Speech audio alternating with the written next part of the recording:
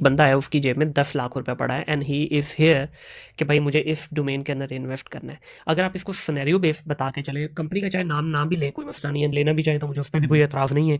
1 million के इस portfolio को किस तरह से हम डिवाइड करें कि एक आपको अच्छा 5 साल 3 साल या जो भी आप प्लान समझते हैं उसके अंदर हम इसको एक पूरे का पूरा कैनवस में उतार सकें। अच्छा, इसमें ना अब सबसे फर्स्ट स्टेप होता है कि आपकी जो सेविंग्स है ना उसमें से आपने स्टॉक मार्केट में कितनी लगानी है। ठीक है। यानी कि हम इसको कहते हैं percentage savings in the stock market. ठीक है।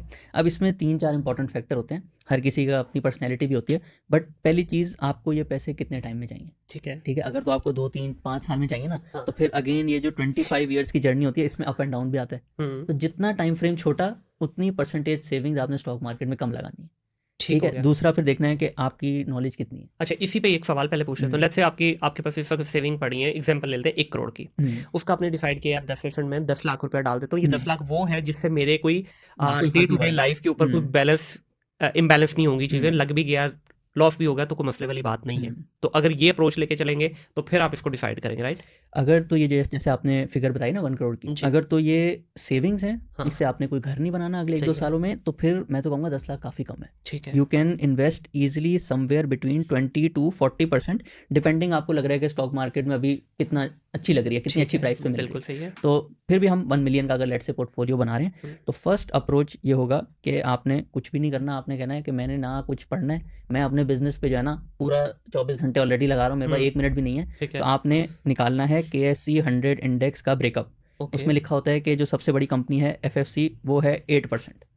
आपने 80,000 के FFC के शेयर ले लेने। ठीक है। ठीक है। दूसरी कंपनी लेट से अभी मुझे सही याद नहीं है, लकी सीमेंट 4%। आपने 4% शेयर यानी कि 40,000 के इस कंपनी के ले लेते हैं। ठीक हो गया। आपने पूरा साल कुछ नहीं करना। बस जब साल खत्म होगा ना, आपने एक दफ़ा फिर से देख लेना, हो सकता है ये 8 जो है ये 7.5 हो गया हो या 9.5 हो गया हो। तो बस जो जितना जितना थोड़ा सा चेंज आया ना उसके हिसाब से आपने अपना पोर्टफोलियो चेंज कर लेना। तो इसमें आपका जो रिजल्ट आएगा, चेंज पे थोड़ा सा बताइएगा। आपने कहा कि आपने जब लिया तो उस वक्त 8% था, आपने 80,000 8% की कैलकुलेशन पे डाल दिया। साल खत्म हुआ, नेक्स्ट ईयर चढ़ गया, लेट्स से 2026 चढ़ा, तो हमने देखा यार ये 7 पे आ गया, तो ड्रॉप हुआ थोड़ा सा, तो उसको किस तरह एडजस्टमेंट करनी है?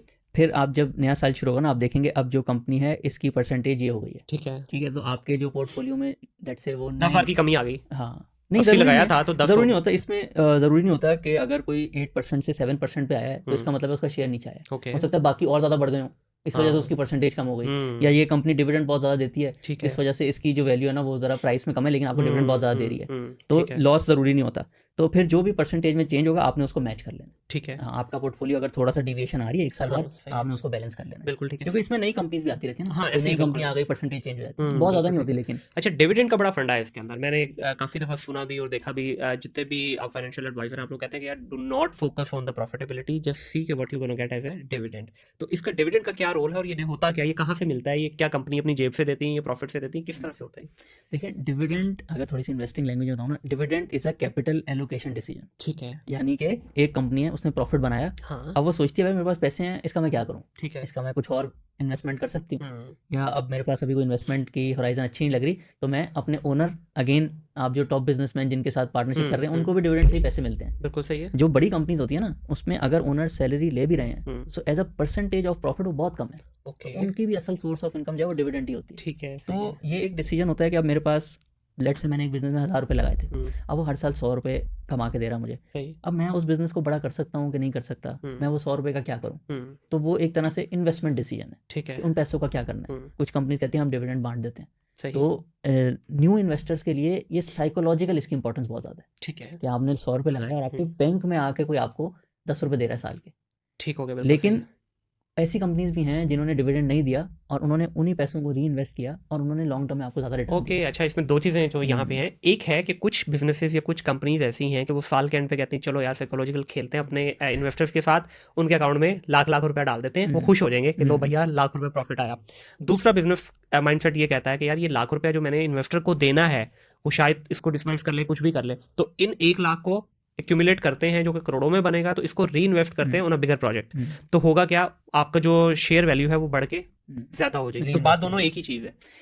मैं इसको जैसे आपने एक्सप्लेन किया ना, उसके बजाय कहूँगा कि बिजनेस की डायनामिक्स डिक्टेट करती हैं कि आपने डिविडेंड देना है कि नहीं। कुछ ऐसी कंपनीज होती हैं जिसमें आप रीइन्वेस्ट नहीं कर सकते। बिल्कुल सही है, हाँ, आगे स्कोप ही नहीं है। हाँ, जैसे फर्टिलाइजर सेक्टर है, उधर पाकिस्तान में जितने यूरिया के प्लांट्स लगे हुए हैं, अगर एक और लगाना है तो उसके लिए गैस चाहिए होगी, गैस एलोकेशन नहीं मिलती आपको, ठीक हो तो गया, आप पैसे जमा करते रहेंगे, आपके पास कोई इन्वेस्टमेंट का जरिया नहीं नजर आ रहा आगे, बिल्कुल सही है, तो वो उसमें डिविडेंड पे चले जाते हैं। ठीक है। और जिस बिजनेस में, जैसे लकी सीमेंट की एग्जांपल है, उन्होंने 1-2 मिलियन टन की 1992 में मेरी भी पैदाइश और लकी सीमेंट भी जब ही स्टार्ट हुआ, तो उन्होंने इस टाइम में पाकिस्तान का नंबर 1 सीमेंट प्रोड्यूसर बिल्कुल बन सही गए। है, तो उन्होंने डिविडेंड देने के बजाय नए नए प्लांट लगाए। तो ये एक तरह से होता है कि अगर आपको अच्छी इन्वेस्टमेंट होराइजन नज़र आ रहा है, आप अपनी कंपनी में नया प्रोजेक्ट या किसी और टाइप ऑफ इंडस्ट्री में अगर जाके इन्वेस्ट कर सकते हैं, उस पर अच्छा रिटर्न नजर आ रहा है, तो आप डिविडेंड नहीं देंगे। बिल्कुल सही है। अच्छा, इसमें जब आप इन्वेस्ट करते हैं, अगेन मिसाल को हम थ्रू आउट उसी को 1 मिलियन को ही रखेंगे। अब जो बंदा एक 1 मिलियन लगा रहा है, अब 2 तरह के माइंडसेट होते हैं मार्केट के अंदर। एक कहता है यार मैं 1 मिलियन लगा रहा हूँ तो मुझे इससे कोई इतनी इनकम आती रहे कि मेरा चूल्हा चलता रहे इससे, ठीक है। तो क्या इसमें, इस मॉडल के अंदर ये पॉसिबिलिटी है कि आप मंथ ऑन मंथ इसमें प्रॉफिट गेन कर पाएं, या आपको डिविडेंड का ही वेट करना है? अब डिविडेंड की भी बात करें तो कुछ कंपनीज है जो साल में 3 दफ़ा देती हैं, कुछ साल में 2, कुछ 1 दफ़ा देती हैं। तो आप किस तरह से इसको रिलाय करेंगे? अच्छा, इसमें जो एक बहुत सेफ बेंचमार्क है ना, देखें अब जैसे 17-18% रिटर्न आ रहा है साल का, हाँ, ठीक है। अब उसमें से पाकिस्तान में महंगाई भी होती है, ठीक है। अगर आप सारा ही प्रॉफिट खर्च करने लग जाएंगे तो एक टाइम बाद जो है, जो आप हर साल आपका प्रॉफिट होगा वो महंगाई उससे ज़्यादा हो जाएगी, जो ऐसे आपने खर्चे इन्फ्लेशन, करें। बिल्कुल तो 10% इन्फ्लेशन अज्यूम करनी चाहिए। सही हो तो गया। जो बाकी 7 से 8% है ना, वो आप स्पेंड कर सकते हैं। इससे आपका पोर्टफोलियो की इन्फ्लेशन वैल्यू भी जो है वो मेंटेन रहेगी, कवर हो जाएगी, ठीक है। हाँ, तो 7-8 मैक्सिमम है। अगर आप 5 पे आ जाए ना तो वो बहुत अच्छा है, ठीक है। मतलब 5 ये कि सेफ बेट रहेगी हाँ, आपकी कि हर आप साल आपका जो भी पोर्टफोलियो ना, हाँ। उसमें से आप 5% इजीली स्पेंड कर सकते हैं, आपका पोर्टफोलियो भी ग्रो होता रहेगा और आपके फ्यूचर एक्सपेंसेस भी जो इंक्रीज हो रहे हैं उसको भी मैच करता रहेगा। ठीक है। अब ये जो 5% की फिगर आपने निकालनी है अपने 1 मिलियन के पोर्टफोलियो से, इसके लिए is it mandatory to have expert on the panel जो आपको गाइड करे, यार ये इसको टच नहीं करो, इसको कर लो, यहाँ से नहीं यहाँ से निकाल लो? क्योंकि आपने तो एक डाइवर्सिफाई किया हुआ है ना अपने पोर्टफोलियो को, लेट्स से आपने 5 जगहों पे ले लिए शेयर। अब अगर मुझे नॉलेज नहीं है प्रॉपर्ली, मैं शायद उसमें से निकाल लूँ जिसमें से आने वाले वो 6 महीने में ज्यादा मैं गेन कर सकता था। तो is it mandatory to have a expert on the panel जो आपको गाइड करेगा पोर्टफोलियो मैनेजमेंट इस तरह से करो? अगेन, इसमें एक्सपर्ट की वैल्यू आप खुद सोचेंगे तो क्या है, जाहिर है आप एक्सपर्ट हायर करेंगे वो आपसे फीस लेगा, तो आपने जज ये करना है कि मैं इस एक्सपर्ट को जो फीस दे रहा हूँ ये मुझे उससे ज़्यादा रिटर्न ला के देगा कि नहीं। सही, ठीक है। तो अगर लेट से वो 1% फीस लेता है साल की, तो फिर उसको जो है ना ऑन लॉन्गर टर्म बेसिस 1% से एक्स्ट्रा रिटर्न लाना चाहिए मार्केट, ठीक है। तो फिर आपका वो एक तरह से फायदे का सौदा हो जाएगा। बिल्कुल ठीक है। ये एक वैल्यू है इन टर्म्स ऑफ नंबर्स। ठीक है। एक वैल्यू होती है जिस पे हम लोग भी बहुत फोकस करते हैं कि गाइडेंस, वो जब आपको अप टू डेट रखता है, उससे जब आपकी नॉलेज बढ़ती है तो आप कॉन्फिडेंट फील करते हैं। बिल्कुल सही है। और ये कॉन्फिडेंस की जो जर्नी है ना, ये हमने खुद एक्सपीरियंस की है in our first year of business as well.